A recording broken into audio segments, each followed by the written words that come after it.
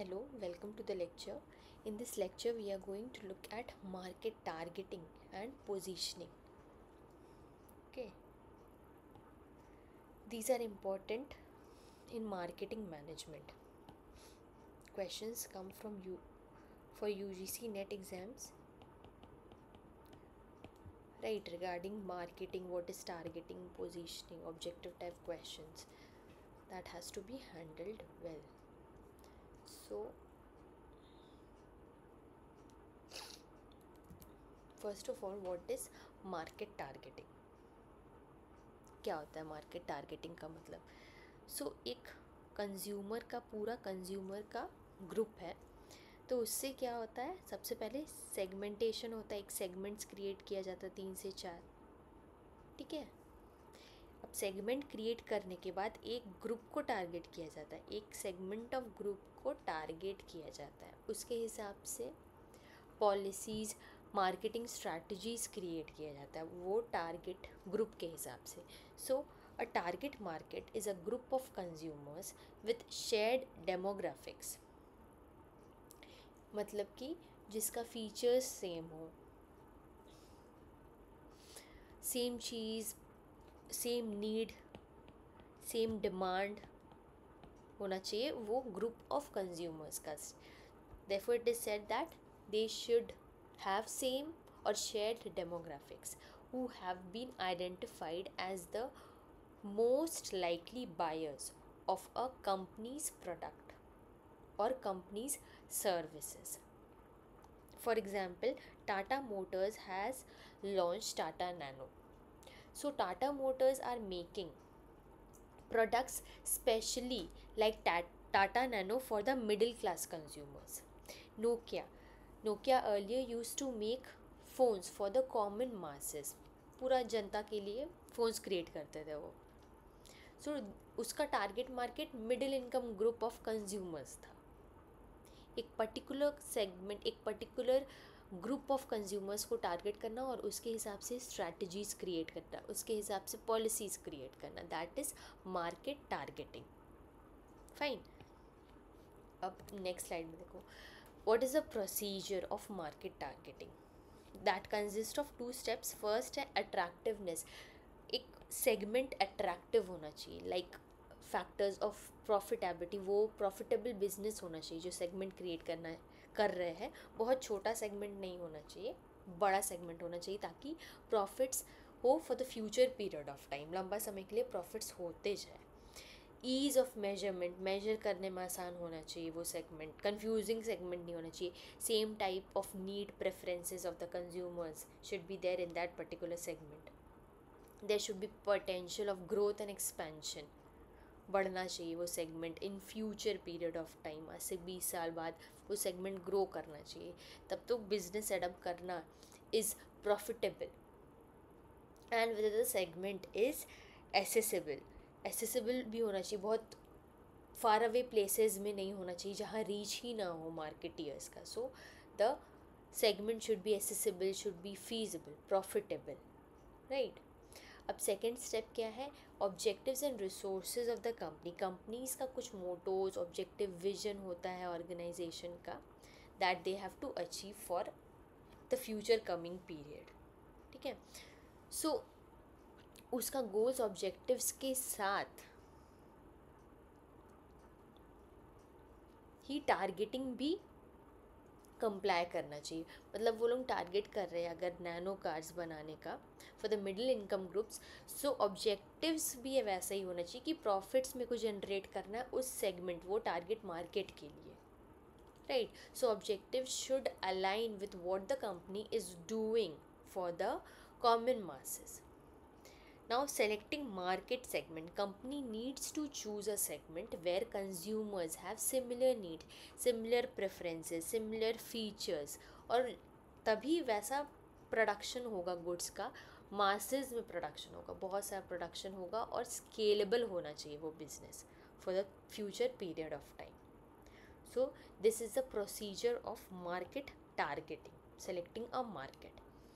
Next, अब क्या है पोजीशनिंग, व्हाट इज़ पोजीशनिंग। अब फर्स्ट ऑफ ऑल क्या है, सेगमेंटेशन एक क्रिएट किए, फिर सेगमेंट से टारगेट मार्केट डिसाइड किए।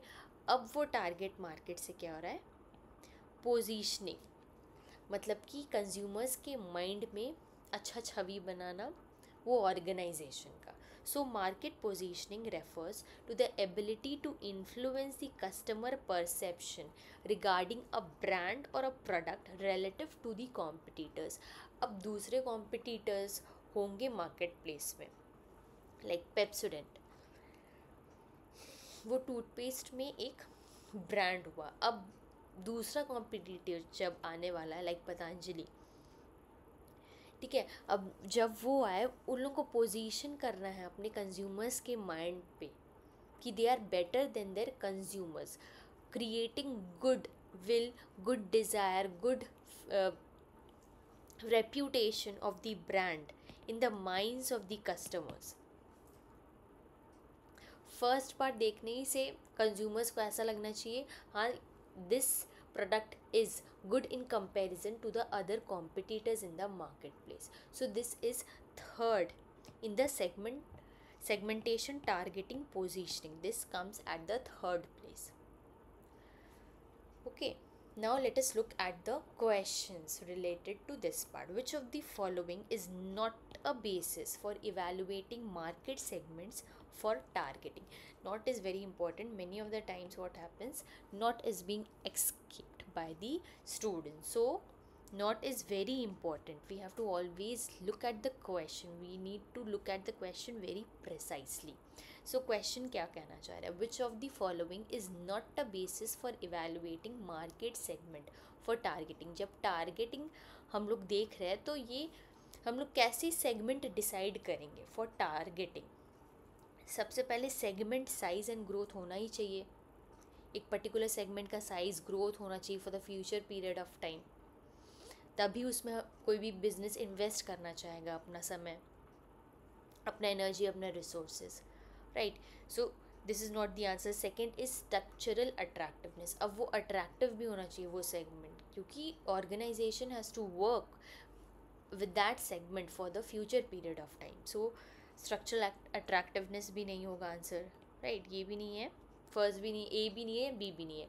Then third is company objectives and resources. Company का ऑब्जेक्टिव्स तो मीट होना ही चाहिए, तभी तो प्रॉफिटेबल होगा, ऑर्गेनाइजेशन का ऑब्जेक्टिव्स मीट होगा तभी फ्यूचर में प्रॉफिट्स होगा, सेल्स होगा, स्केलेबिलिटी होगा बिजनेस का, तो एंड रिसोर्सेज भी उतना होना चाहिए ताकि प्रोडक्ट्स वो सेगमेंट में बनाया जा सके, वो टारगेट ग्रुप के लिए बनाया जा सके। सो this is not the answer. Answer is product life cycle. Product life cycle, इससे कुछ रिलेशन ही नहीं है इसका। Product life cycle is first the product comes into the market place, फिर ग्रोथ होता है, मैच्योरिटी स्टेज में आता है product, and then finally the product goes out of the market, it fades away. So product life cycle is the answer over here.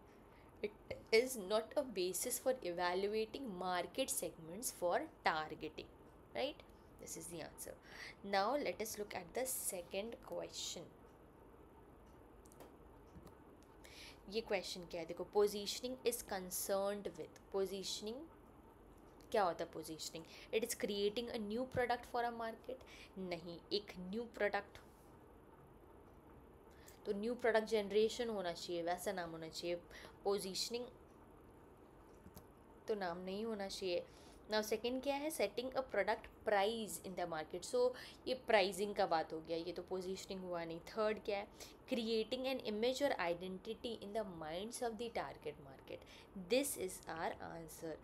सही image या फिर identity create करना in the minds of the target market, ताकि consumer जाकर के product ले, ना कि कॉम्पिटिटर का प्रोडक्ट उसको नहीं लेना है। इसीलिए पोजीशनिंग, राइट पोजीशनिंग किया जाता है in the consumers mind, bar bar add दिखाया जाता है ताकि कंज्यूमर के दिमाग में फिट हो जाए that this product is best in the market place in lieu with the other competitors. Last option क्या है, deciding the place of distribution for the product, ये तो वेयर हाउसिंग डिस्ट्रीब्यूशन का पार्ट हो गया, so this is even not our option. So the answer over here is answer option number C. So this was all about today's lecture. Thank you. You can subscribe the channel and you can ask any queries if you have regarding any of the problems that arises during the lecture, and you can even ping if you want any new topics related to the marketing management. I'm here to help you out. Thank you once again. Bye bye.